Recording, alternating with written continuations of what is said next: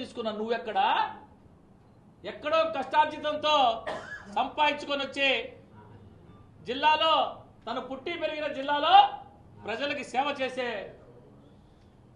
విద్య వైద్యం త్రాగునీరు ఇవే కాకుండా అనేక సామాజిక కార్యక్రమాలు ఆధ్యాత్మిక కార్యక్రమాలు సేవా కార్యక్రమాలు చేసే వేమిరెడ్డి గారు ఎక్కడ నారాయణ సార్ గురించే వేమిరెడ్డి గారి గురించే మాట్లాడే అర్హత నీకు ఎక్కడిది అని చెప్పి అడుగుతున్నా ఇకపోతే కార్పొరేటర్ల గురించి కొంత మాట్లాడాడు ఉప్పు అమ్ముకునేవాడిని కార్పొరేటర్ని చేశా ఇక్కడే ఉన్నాడు మా అశోక్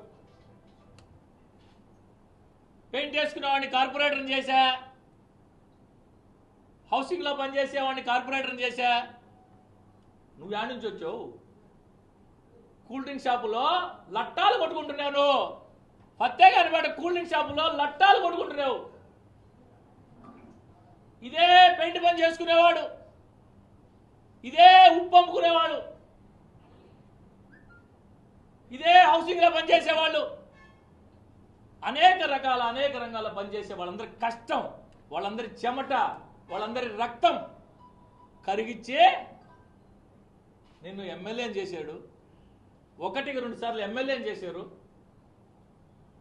జగనన్న పుణ్యమాట మంత్రి అయ్యావు నువ్వా కార్యకర్తల గురించి మాట్లాడేది ఇక్కడే ఉన్నాడు సోదరుడు హాజీ చిన్న పిల్లోడప్పటి నుంచి బహుశా రాజశేఖర రెడ్డి గారు చనిపోతే అప్పట్లోనే రక్త తిలకం దిద్దిన హాజీ కార్యకర్త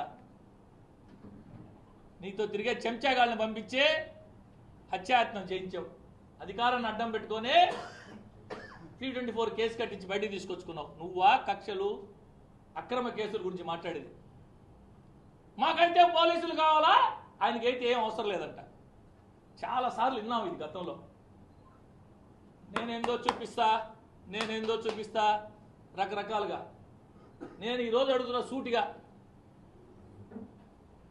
నాకు 44 ఏళ్ళేనో నేను ఇంకో 20 ఏళ్ళుంటా ఒక్కడే నీ రాజకీయ జీవితంలో ఒక్కడే చంపదెబ్బ కొట్టేవా అని అడుగుతున్నా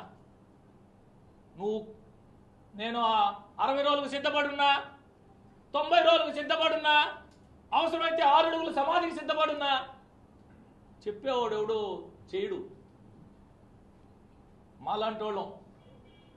మాలాంటోళ్ళం ఉప్పు అమ్ముకునేవాళ్ళం పెయింట్ వేసేవాళ్ళం కష్టం చేసేవాళ్ళం రక్తాన్ని చెమటగా మార్చేవాళ్ళం మేము కష్టం చేస్తే మా కష్టంతో శాసనసభ్యుడై మంత్రి కార్యకర్తల్ని అన్యాయం చేసి జిల్లాని సర్వనాశనం చేసిపోయి నువ్వు ఈయనేదో వచ్చి కొత్తగా తయారు చేస్తా అంటే కొత్తగా మా 15 ఏళ్లలో 5 ఏళ్ళు మాత్రమే అధికారంలో ఉన్నాం 10 ఏళ్ళు ప్రతిపక్షంలో ఉన్నాం మేము ఉండినప్పుడు నువ్వు ఉరికే బొమ్మవే చేసిందంతా మేము ఈ పెయింట్ అమ్ముకునేవాడు ఈ ఉప్పు అమ్ముకునేవాడు ఈ హౌసింగ్లో పనిచేసేవాడు మేము చేసింది ప్రతిపక్షంలో నువ్వు కాదు నువ్వు ఉత్సవ విగ్రహాన్ని నువ్వు చేయి ఇప్పుడు వచ్చి చూపించు ఏదో చేస్తా అంటావు కదా రా వచ్చి చేయి మైక్ తీసుకొని ఊరికే నేను ఇంకా మంత్రి అనుకుంటున్నాడో ఎమ్మెల్యే అనుకుంటున్నాడో మాకైతే తెలియదు ఒక దళితుడు 15 సంవత్సరాలు నీకు చెప్పులు మోసాడు టీ కప్పులు తెచ్చాడు అన్నం పెట్టాడు నా బిడ్డలు చదివించుకోన్నానయా ఐటీఐ చదివించాను షిఫ్ట్ ఆపరేటర్ పోస్ట్ వస్తుందని వెంకటేశ్వరపురంలో షిఫ్ట్ ఆపరేటర్ పడి నాకు ఇమ్మంటే 7 లక్షల రూపాయలకు అమ్ముకున్నోళ్ళు మీరు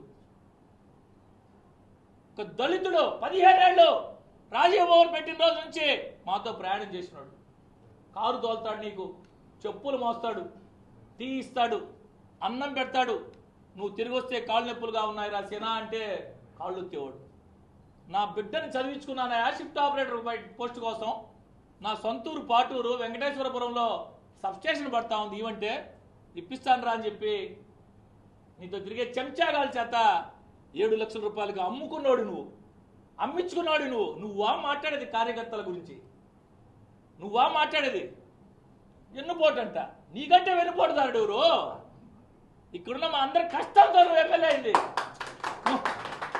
ఇక్కడున్న మా అందరి కష్టంతో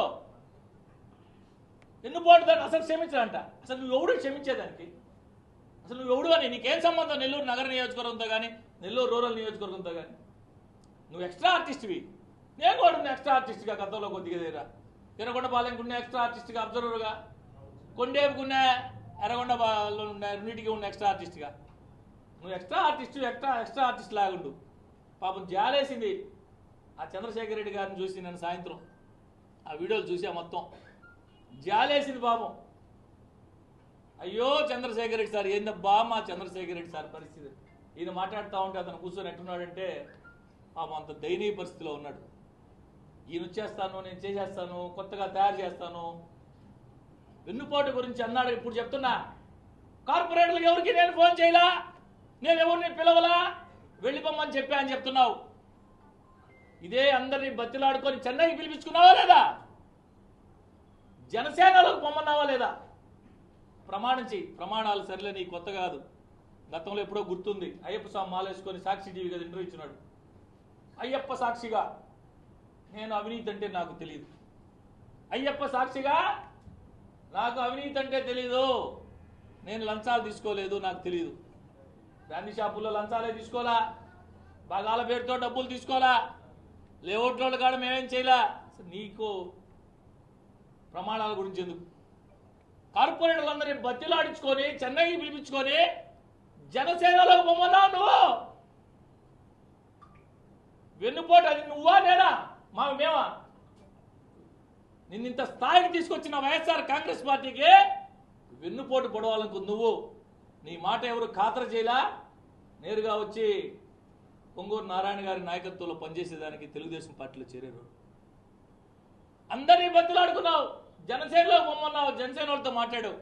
నువ్వా వెన్నుపోట్ల గురించి మాట్లాడేది? నువ్వా?